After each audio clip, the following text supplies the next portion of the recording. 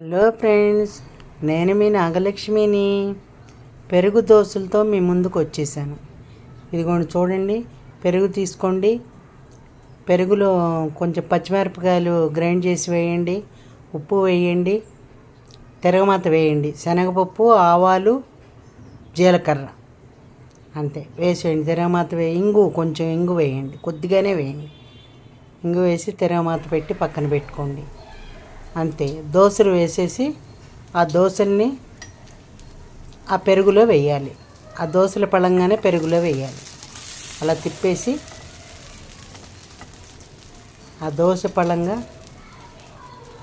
ఆ పెరుగులో వేసేది చూసారా, అలా కలిపి ప్లేట్లో పెట్టేసేయండి. మడిచి ప్లేట్లో పెట్టేసేయండి. మళ్ళీ వెనక్కి తిప్పాలి. ముద్దుగా వేయండి. దోశలు లావుగా వేయాలి. లావుగా వేసేయండి.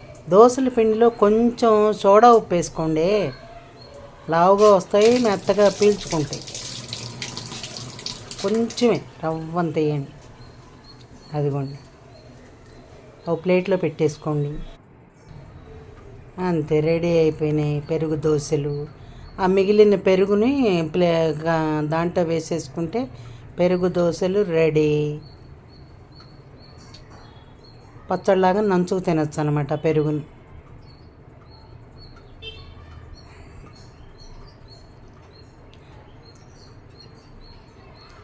ఆ పెరుగు దోశలు వేసాను. చూడండి ఎంత బాగున్నాయో, చూసేదానికి ఎంత బాగున్నాయో, అసలు కడుపులో చల్లగా ఉంటుంది. అది బాగున్నాయండి. నచ్చింది.